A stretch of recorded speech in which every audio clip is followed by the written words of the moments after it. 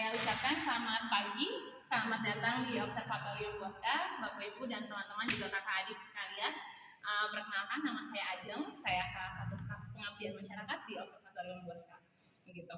Nah, siapa yang sudah pernah ke Bosca ini? Atau yang baru pertama kali? Pertama kali. Siapa yang sudah pernah? Oh, sudah ada yang pernah begitu ya?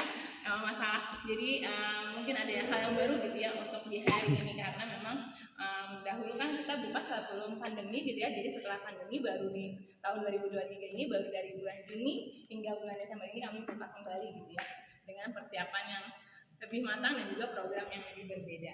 Nah, jadi yang baru pertama kali ke Observatorium Bosca, tadi sudah foto-foto depan gedung ini? Sudah. Gitu ya.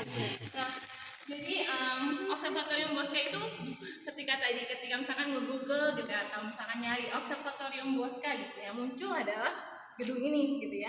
Nah, sebetulnya gedung ini namanya bukan gedung Observatorium Bosca gitu ya. Jadi jangan kecewa gitu ya, nggak usah khawatir gitu ya, mukanya nggak usah kecewa gitu, tenang. Jadi Observatorium Bosca itu adalah nama kompleks observatorium seluas 8 hektar. Dari gerbang masuk tadi yang dijaga pas satpam, tadi naik kendaraan ada pas satpam yang jaga mana etiketnya gitu kan ya. itu dari kawasan gerbang itu hingga kawasan gedung-gedung teleskopnya, hingga kawasan penginapan mahasiswa dan juga karyawan di belakang, itu masih kawasan kompleks Observatorium Bosca gitu ya. Jadi kompleks observatorium adalah kompleks. Jadi kalau mau foto di depan Bosca, ya fotonya depan gerbang gitu tadi gitu ya. Jadi bukan di depan gedung gitu ya. Nah, jadi gedung ini sendiri namanya jadinya apa kita gitu ya. Gedung ini sendiri namanya adalah, kalau gedung-gedung teleskop di Observatorium Bosca itu disesuaikan dengan nama teleskop di dalamnya. Jadi rumah-rumah yang tadi jalan dari bawah gitu, ada rumah-rumah tuh di sebelah kanannya gitu, itu semua isinya teleskop gitu ya. Jadi bukan rumah saya gitu ya, bukan rumah karyawan, tapi itu rumah-rumah teleskop. Jadi semua teleskop di sini punya rumah gitu. Nah, gedung-gedungnya biasanya disesuaikan dengan nama teleskopnya gitu. Nah, namun gedung ini karena dia berbeda, dia punya panggilan kesayangan. Jadi gedung ini sendiri namanya, kalau panggilan kesayangannya adalah gedung kupel atau tulisannya KOEPEL. Bacanya kupel karena dari bahasa Belanda. Artinya adalah kubah. Kenapa kira-kira namanya kubah? Ini bentuk kubah. Zaman Belanda. Ya, jadi bentuknya kita lihat sendiri, bentuk atap gedung ini adalah kubah. Berbeda dengan rumah tinggal kita gitu ya. Jadi rumah tinggal kita mah isinya atapnya segitiga, trapesium gitu ya kan ya. Nah, kalau ini bentuknya kubah karena untuk memudahkan pergerakan teleskop di dalamnya. Jadi memang teleskop ini bisa berputar atau bergerak 360 derajat begitu ya, sehingga ada yang jatuh Ibu. Oh iya, siap, nanti kami ambilkan setelah sesinya selesai. Tidak perlu khawatir. Ya, atau nanti saja gitu ya Bu ya. Enggak masalah. Yang jatuh apa? Oh, sendal nggak apa-apa. Nggak pakai sendal dulu ya, nggak apa-apa ya. Siap, nanti setelah sesi selesai kita akan ambilkan dari teman saya. Begitu. Nah, jadi mereka hati-hati anaknya dipegang, jangan sampai anaknya juga jatuh gitu atau barang-barang yang lain, karena di bawah lantai ini adalah ruang kosong, nggak ada apa-apanya, jadi memang bisa mudah terjatuh gitu ya. Jadi jaga anaknya baik-baik dan juga barang-barangnya. Nah, lanjut tadi bahwa gedung ini namanya kupel karena disesuaikan dengan atapnya yang bentuknya kubah, yang berbeda dengan gedung-gedung lain di Bosca. Lalu teleskop ini kira-kira namanya apa? Cahaya tadi ya, sudah ada pemberitahuan dari yang halo-halo gitu ya. Nah, jadi nama teleskopnya bukan teleskop Sherina gitu ya. Sherina nggak punya teleskop ya di sini gitu ya. Udah nonton petualangan Sherina 1 maupun 2 gitu ya. Lihat Sherina syuting gitu ya di sini. Bukan, Sherina nggak punya teleskop gitu ya. Jadi mau punya teleskop Sherina? Nggak ada nih teleskop Sherina gitu. Nah, nama teleskopnya adalah refraktor ganda Zeiss. Dia ada poster-poster ada di belakang Anda, ada tulisannya teleskop refraktor ganda Zeiss, atau kalau itu karena dari bahasa Jerman jadi dibacanya Zeiss gitu ya. Nah, Zeiss sendiri itu diambil dari nama perusahaan pembuatan lensa teleskop ini. Jadi kalau tahu optik sendiri yang membuat kacamata atau lensa kamera itu ada Zeiss, itu sama dengan perusahaan membuat lensa ini. Jadi lensa di teleskop refraktor ganda Zeiss ini dibuat di Jerman, makanya ada caranya itu Carl Zeiss. yang warna hitam. Calais, bawahnya J-nya, J-nya adalah nama kota tempat lokasi perusahaan Calais berada di negara Jerman, gitu ya. Jadi walaupun ini dari bahasa dari Belanda, namun juga kita bekerja sama dengan Jerman karena pada tahun tersebut Calais adalah perusahaan teknologi kota sampai saat ini, gitu ya. Nah, gedung ini tadi gedung Kupel dibangun pada tahun 1923. Belum lah ya, gitu ya. Tahun 1923. Berapa tahun yang lalu itu? 100 gitu ya kan, gampang lah ya, tahun 2023 gitu ya. Berarti berbedanya ada 100 tahun, makanya tahun 2023 ini kami merayakan 100 tahun Observatorium Bosca gitu ya. Kami sudah berusia Wih, 1 abad 100. itu gedung ini. Jadi dibangun tahun 1923. Teleskopnya sendiri dibangun bersamaan sebetulnya, namun ketika sampai di sininya itu dirakit kembalinya pada tahun 1928. Jadi berbeda 5 tahun. Dari tahun 1923 kita beri ada pembangunan gedungnya, jadi ada sama 5 tahun baru teleskopnya berusia 95 tahun ya. Itu mungkin ada dari 100 tahun dikurang 5 tahun gitu ya. 95 tahun. Dia nggak ngantuk ya kan, dengan cuaca kayak gini hari Sabtu gitu ya. Ngapain sih ke Bosca gitu kan. Dia semangat tetap gitu ya. Jadi usia teleskopnya adalah 95 tahun. Jadi gedungnya 100 tahun, teleskopnya 95 tahun. Berarti yang dibangun terlebih dahulu atau ada di sini gedungnya dulu atau teleskopnya dulu? Gedungnya dulu. Terus cara masukin teleskopnya gimana nih? Dibuka dulu, apa yang dibuka? Pintunya. Jadi gedungnya dulu nih kan ya, benar sepakat gitu ya. Yalah. Teleskop sebesar ini ke dalam gedungnya gimana? Ya pakai alat ada kali. Dirakit lagi, betul. Oh, iya benar. Dipotong-potong. Jadi ketika pembangunan gedungnya di Indonesia, gitu ya, di kota yang sebelah sini ada pembangunan gedungnya. Di Jermannya kita membangun teleskopnya, gitu. Jadi bersamaan, gitu ya. Nah di Jermannya pembangunan teleskopnya dicoba dulu soalnya kan. Capek-capek dari Jerman dikirim nggak bisa dipakai gitu kan ya. Jadi di Jerman dicoba dulu, dirakit dulu, dipasang dulu. Oh udah bisa semua, udah sesuai dan lain-lain. Baru di part-part lagi di bagian-bagian lagi dipecah-pecah ke dalam peti kemas gitu ya, peti-peti kayu gitu yang besar-besar yang bisa diangkut sama truk-truk gitu. Dirakit, kemudian dikirim dari Jerman gitu ya. Dari Jerman ke Indonesia kira-kira naik apa tuh? Tahun 1923. Naik kapal, pakai jalur laut, ya. Jadi pasti lama. Jadi dari Jerman ke Indonesia menggunakan jalur laut berhari-hari, menggunakan kapal yang pastinya besar. Kita lihat sendiri teleskopnya besar, gitu ya.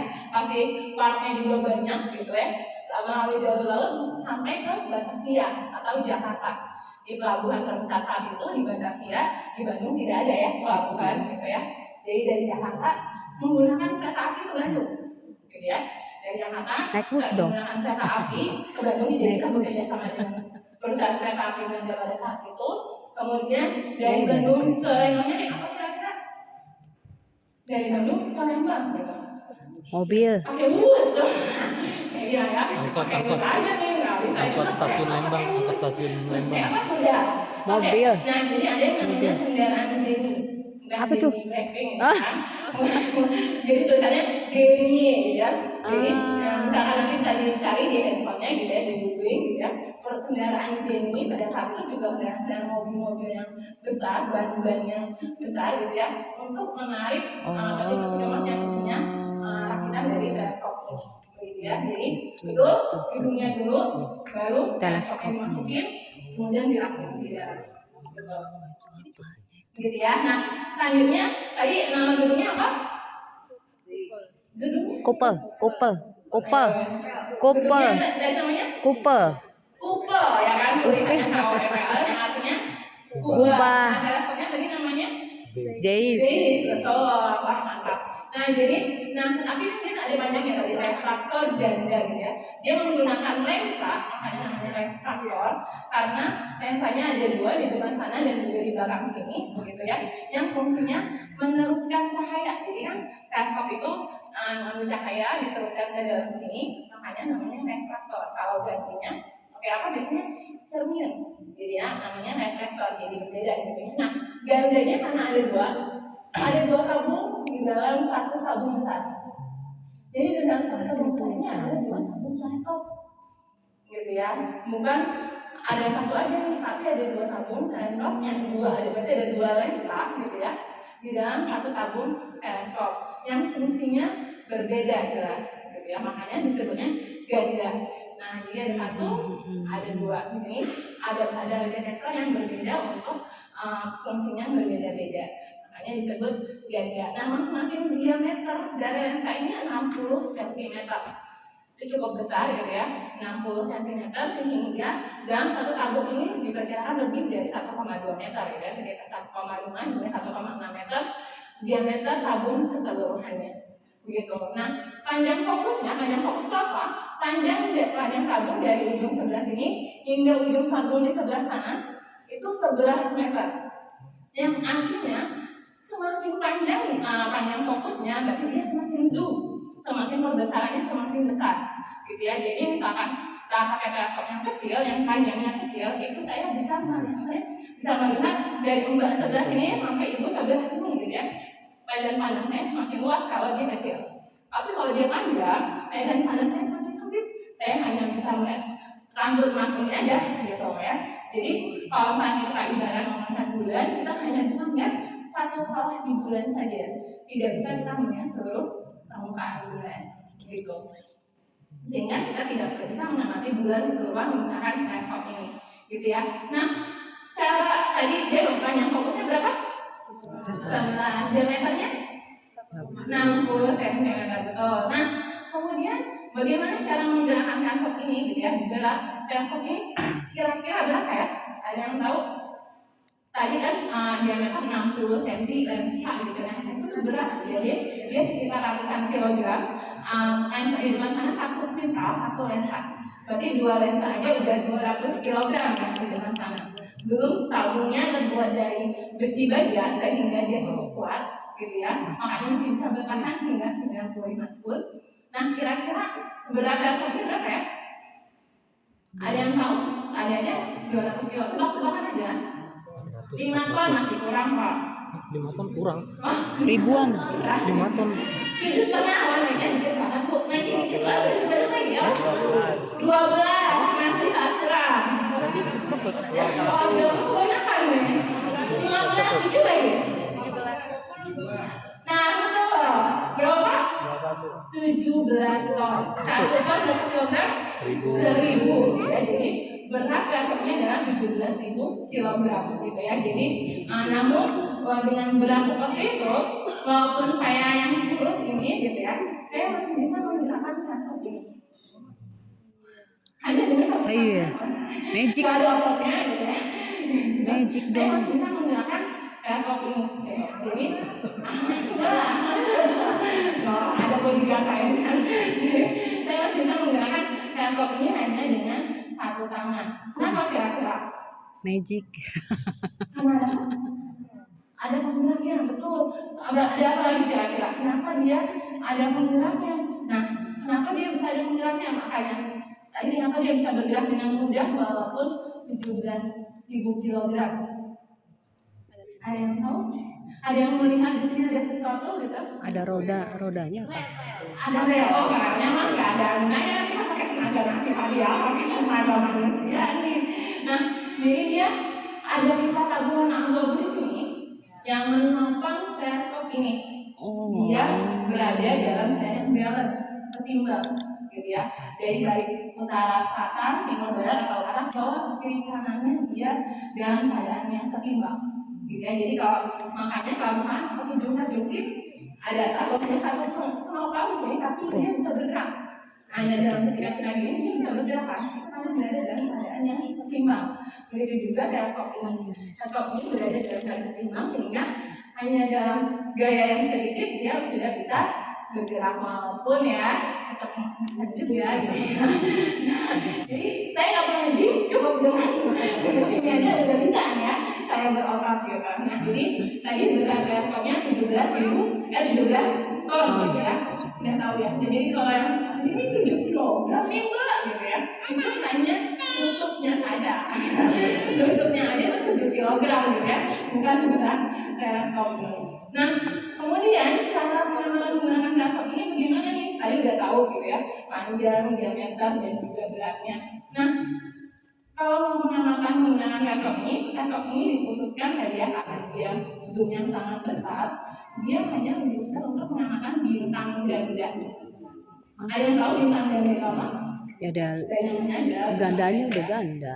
Berarti artinya ada Dua. ada dua, betul. Kata dia retraktor ganda ada dua. Nah, bintang ganda juga gitu. Bintang ganda artinya bintang yang tampak satu menggunakan mata panjang biasa, namun menggunakan teleskop dia adalah dua bintang yang terpisah. Gitu ya, karena tadi zoomnya sangat besar, dia adalah dua bintang yang terpisah. Nah, dia tapi sebetulnya saling menarik dengan pusat massa yang sama atau gravitasi yang sama sehingga dia berdekatan. Gitu ya, dimana 85% bintang di dalam sastra kita adalah bintang ganda. Gitu ya, yang hanya 15% yang bintang tunggal. Nah, kira-kira matahari kita bintang apa? Dalamnya nggak dia? Ya, jangan yang yakin dong kira-kira matahari ada namanya nggak tuh? Dia bintang tunggal atau bintang ganda? Tunggal. Tunggal, betul. Jadi matahari adalah bintang tunggal, nggak ada temennya ya. Kalau bintang matahari ada temennya bisa Best friend dong. mataharinya. Bisa ada best friend-nya. Jadi kita hanya bisa mengamati malam hari karena kalau siang hari ada bintangnya.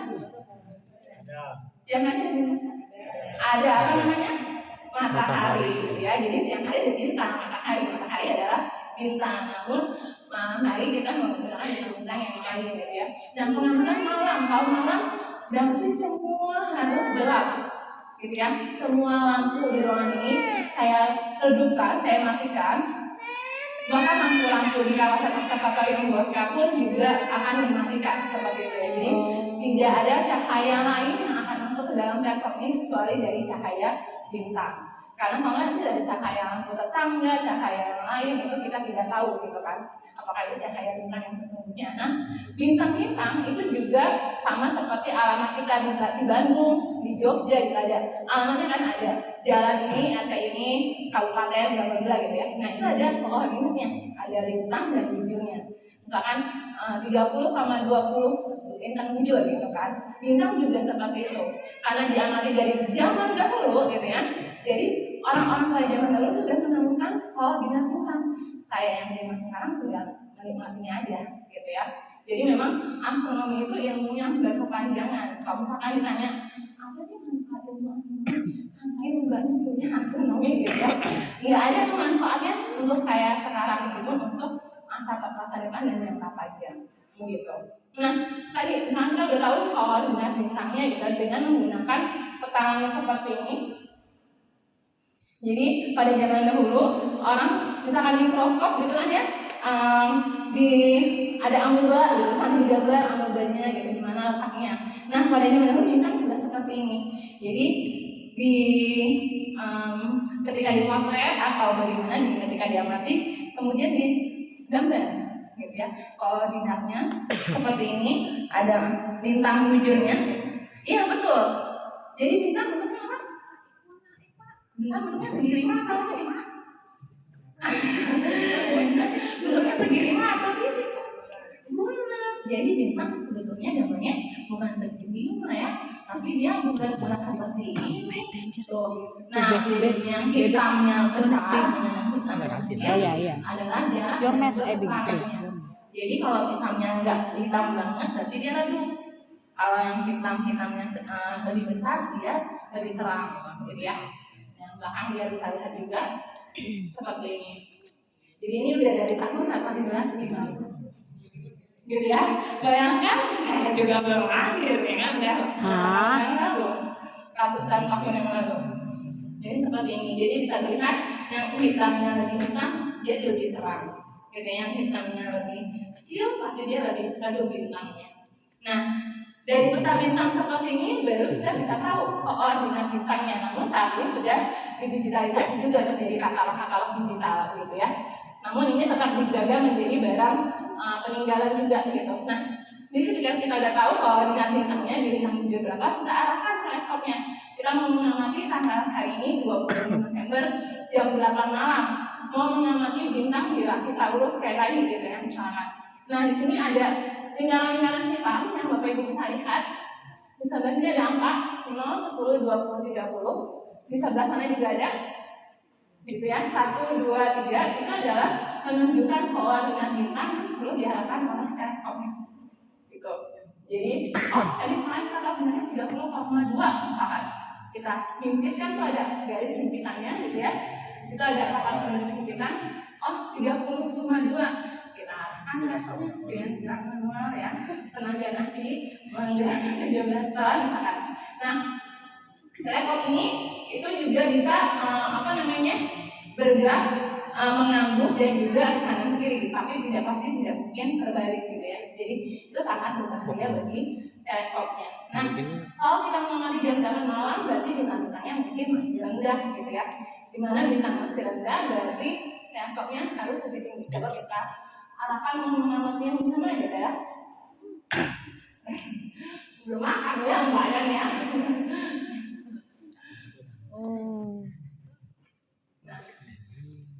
Makanya kita mengamati bintang di sini gitu ya, yang agak lebih rendah gitu ya, sehingga teleskopnya harus tinggi. Ketika bintangnya masih rendah, berarti kan teleskopnya harus semakin mendongak ya, gitu ya, karena bintangnya masih rendah. Nah, ketika seperti ini gitu ya, tadi ada teleskop utamanya di sebelah sini, ada teleskop yang namanya teleskop pencari atau penggiri, kayak kamera atau sniper gitu ya, senapan, pistol gitu.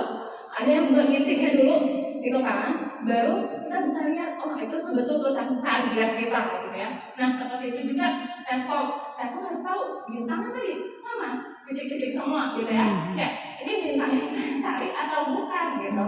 Nah itu ada polanya masing-masing. Nah jadi kita perlu cari dari sini. Betul ini udah ada bintangnya, pasti sudah ada di teleskopnya juga. Nah tapi mata saya harus ke sini ya kan. Kalau enggak, gimana caranya saya bisa nyaman gitu. Nah, gimana caranya? Saya yang kecil ini, kita mengamati bintang di sana, teleskopnya ada di sini.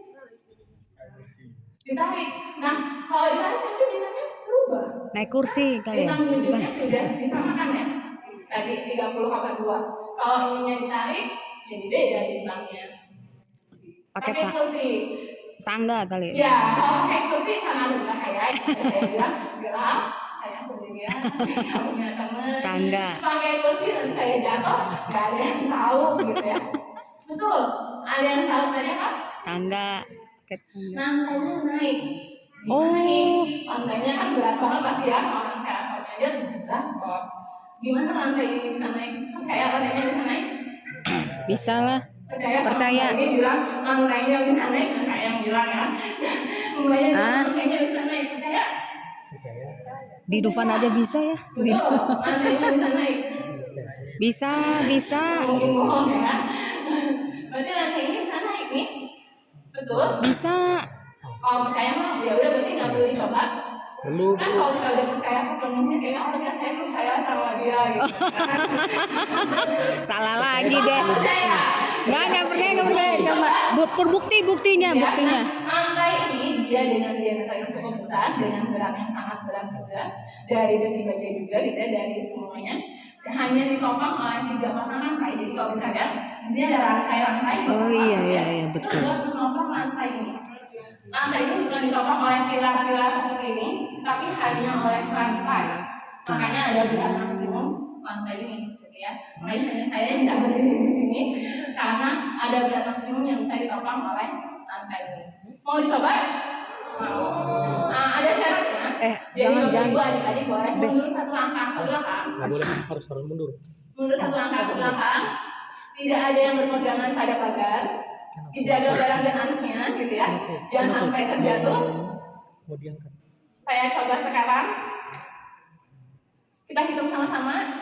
Udah siap videonya? Siap. 1, 2, 3.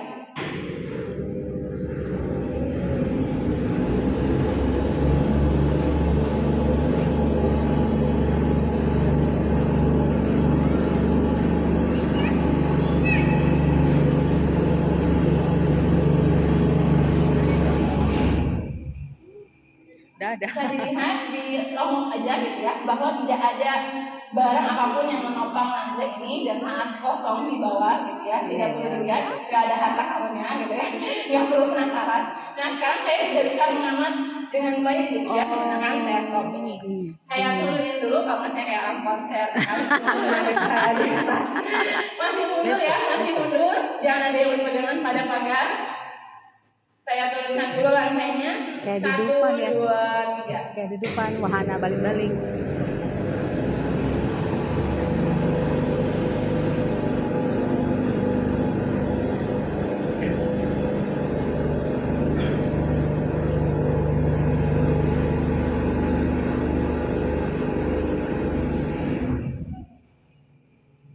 Sip, boleh maju lagi gitu ya.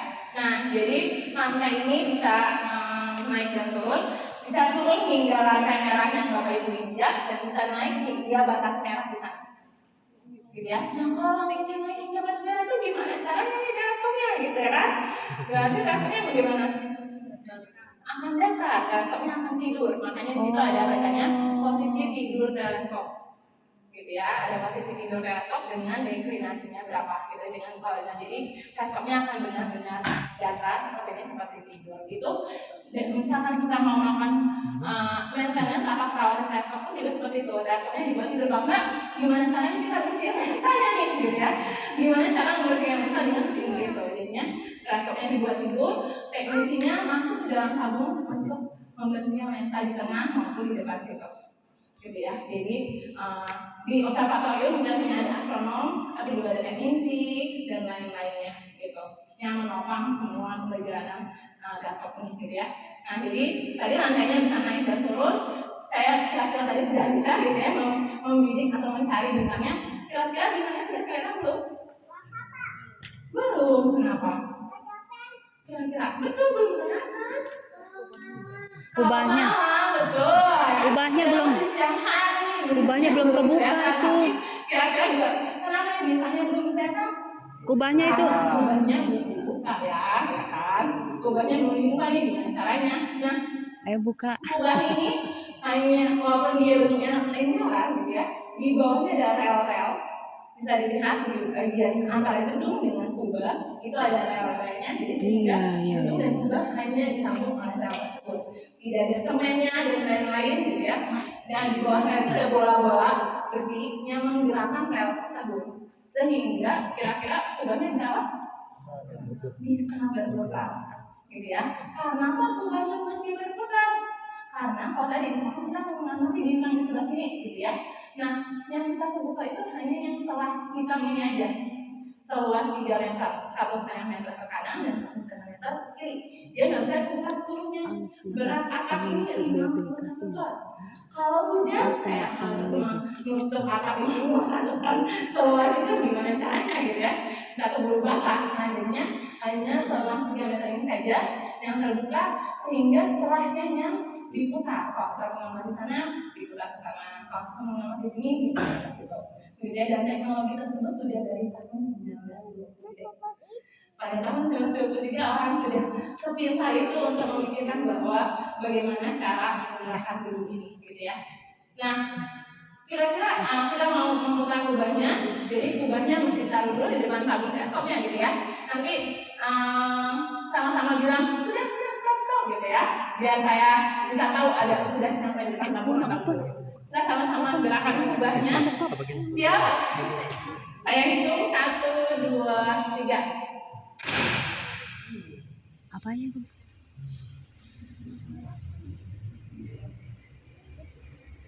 Sudah? Sudah?